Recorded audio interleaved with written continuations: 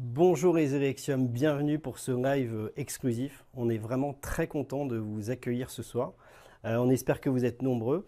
Ce live va être interactif, donc je vous le dis tout de suite, n'hésitez pas à poser vos questions dans le chat. Cet événement, je ne vais pas me faire tout seul, je me suis entouré d'experts. On voit son t-shirt jaune qui dépasse. Sébastien, salut. Tu es avec nous. Erexium depuis très longtemps. Depuis le début. Et tu as participé au test de ce produit. Ouais. On peut dire ce que c'est de la mobilité électrique. Bon, je pense que vous avez vu avec l'image, vous avez deviné de quoi il s'agit. Et puis avec Clément, notre expert chef produit. Bonsoir tout le monde. Salut JC. Ce live, il va se dérouler, il va durer à peu près une quarantaine de minutes avec une session de questions-réponses à la fin. Donc préparez vos questions, posez-les tout au fil du live. On reviendra dessus, on les traitera à la fin, à moins qu'on ait une opportunité d'en traiter avant. Mais ça on va le voir. Ce que je vous propose pour commencer cet événement, c'est de lancer une petite vidéo et puis vous donner la main parce qu'on va traiter ce produit à travers 5 grandes thématiques. Vous découvrirez ça. C'est parti pour la vidéo.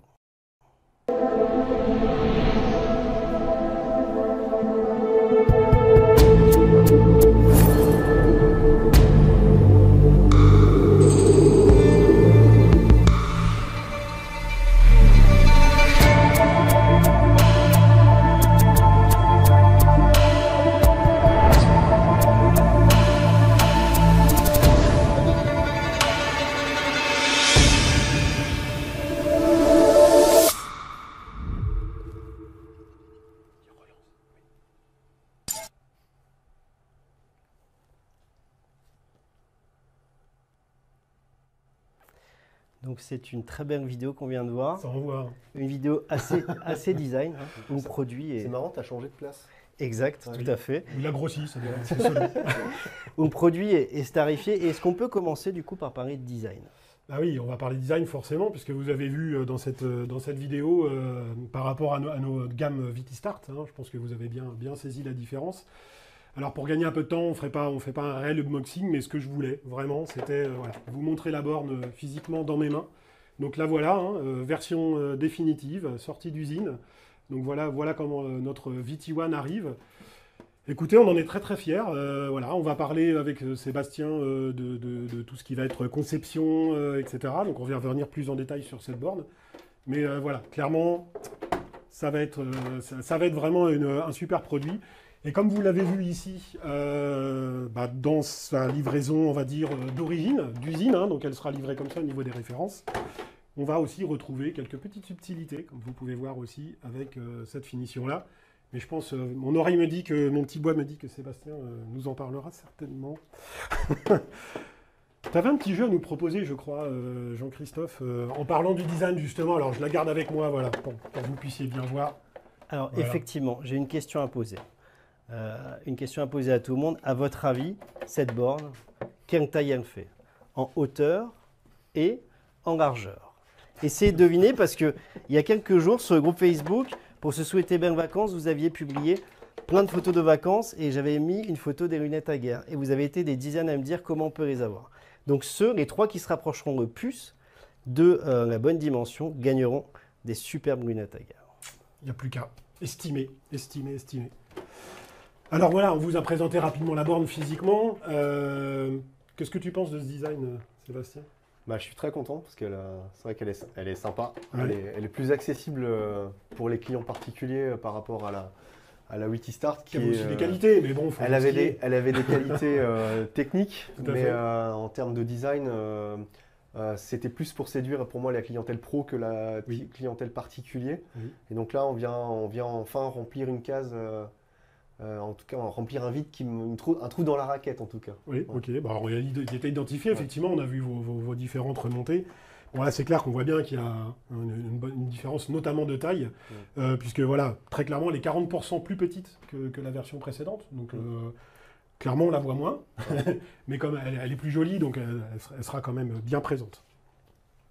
Bah, voilà, pour la partie design, à mon avis, je pense qu'on va pas s'étaler sur le sujet. Alors, pourquoi? Parce qu'on a aussi plein de trucs à vous dire. Et puis, je Alors, sens qu'on a notre MC qui veut intervenir. Très bien. Moi, je suis le gardien du temps. C'est ça. Donc, je vous arrête si vous partez dans des discussions trop Exactement. passionnées. J'avais envie de vous interroger sur l'installation, parce que toi, Sébastien, tu as aussi participé à des tests pour construire cette borne, la valider, donner tes remarques. Qu'est-ce que tu peux nous dire en termes d'installation?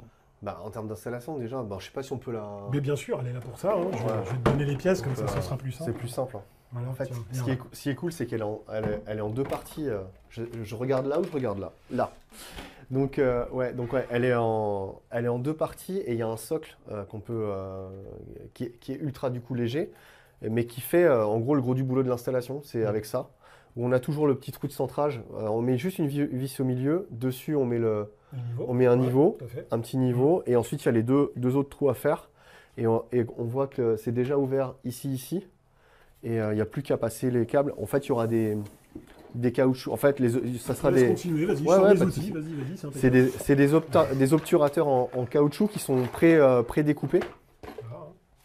Et un truc assez souple. C'est facile à couper avec un cutter.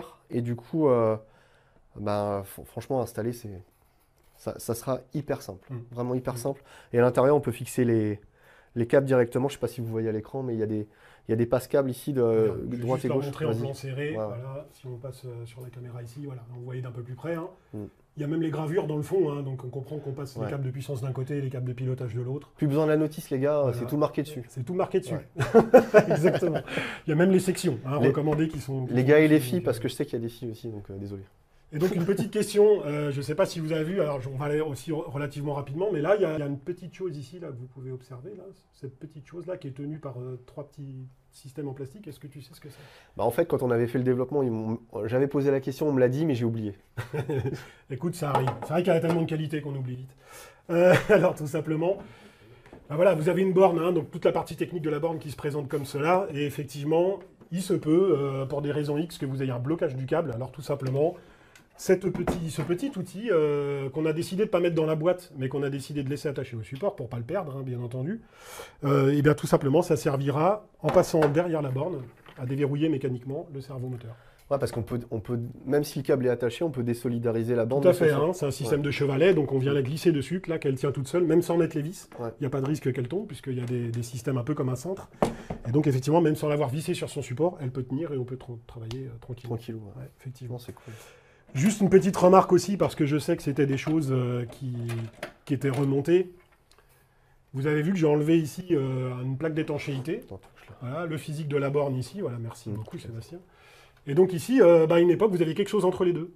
Hein, si ça vous évoque quelque chose, qui sur les premiers montages pouvait être amené à causer des petits soucis techniques. Et là, effectivement, cette nappe et ces micro-connecteurs ont été complètement supprimés. Et donc maintenant, on va travailler par des ressorts, effectivement, qu'on va venir plaquer dessus.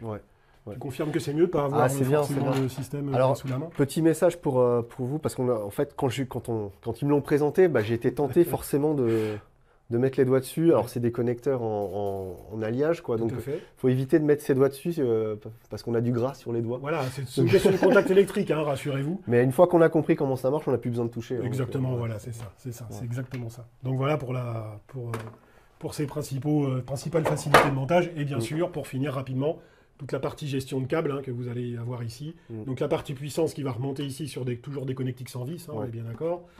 La partie l'entrée et la sortie qui va toujours vous permettre de faire du paramétrage, d'heure creuseur pleine, du délestage et éventuellement une commande de bobine à émission.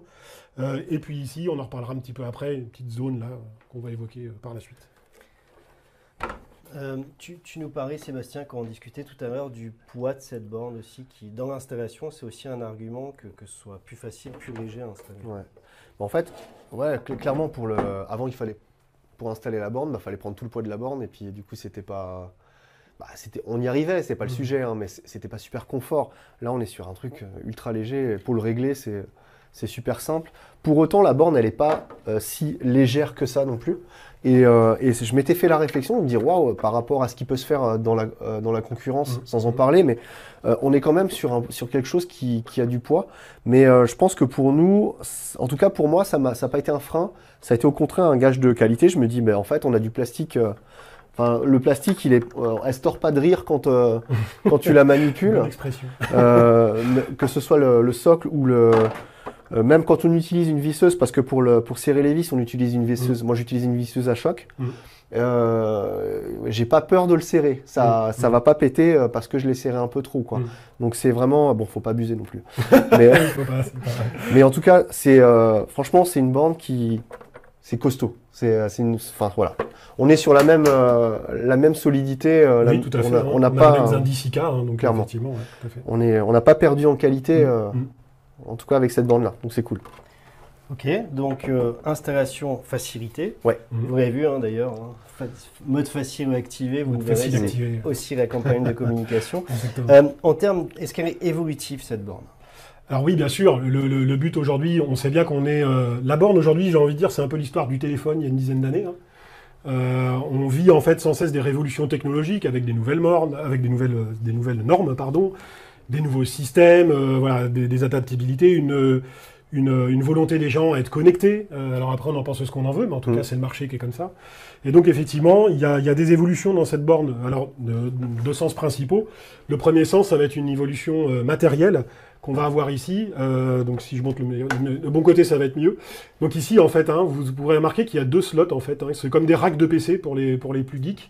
Qu'on va venir donc dans ces slots monter des cartes. Alors qu'on dit accessoires dans un premier temps, mais qui aussi pourront servir à une éventuelle mise à jour hardware, donc physique de la borne.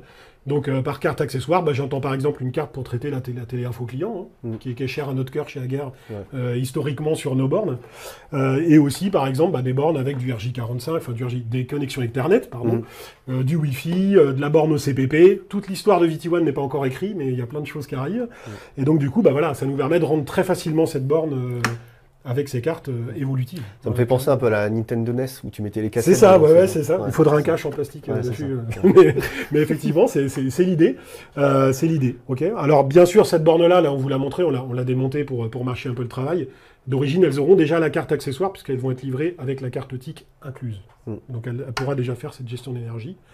Et ensuite, l'évolutivité, c'est aussi l'évolutivité toujours matérielle avec... Cette notion d'évolutivité, c'est-à-dire qu'on ne se ferme pas de porte, qui dit que demain, je sais pas, la loi française peut évoluer, on peut avoir des câbles attachés qui sont protégés et qui nous permettent de monter les bornes. Donc, et au niveau SAV aussi, et là, voilà. Donc, je vous montre ça par rapport aux précédentes versions, je vais la poser. Ça va être plus simple, voilà. Ici, donc, vous avez le bloc prise T2S, donc voilà, la pièce qui existe en commande en référence, et vous avez bien compris que pour la changer, voilà. Plus de câblage, pas de serrage de câbles, pas de risque de connexion qui se défont. Elle te plaît celle-là? Ouais, franchement. Non, ce qui est bien pour le SAV, c'est top. Enfin, s'il y a du SAV déjà. Mais en tout cas, s'il y en a. Et puis en fait, ce qui est génial, c'est que en fait, à l'intérieur, c'est hyper épuré. Donc ça veut dire qu'en gros, il n'y a pas lieu de se tromper. Avant, il y en avait sur les cartes électroniques qu'on avait avant, il y avait tellement d'informations différentes qu'on pouvait. Plusieurs connecteurs. Et si on lisait pas correctement la notice, on avait des risques de se planter. Et alors, grande question, est-ce qu'on lit les notices? Alors, est-ce qu'on lit les notices? J'ai envie de te dire, on lit les notices seulement quand on commence à galérer. C'est ça. Et donc, avec celle-là, en fait, il n'y a pas de... Enfin, tout est écrit dessus. Tout est... tout est écrit dessus. Je rebondis juste sur le fait de la notice. Tout est écrit dessus, comme il le dit. Ici, vous pouvez voir, alors vous ne voyez pas bien parce que c'est de l'éclairage, mais en fait, ici, on a toutes les correspondances de réglage de IMAX de charge. Ouais. Avec donc le connecteur que vous avez ici, le petit contacteur rotatif. La roue. Voilà, la roue codeuse. Ouais. Et donc, plus besoin d'ouvrir un papier pour savoir quel chiffre correspond à quoi, puisque tout est déjà présent sur le socle. Ça, c'est clair. C'est cool.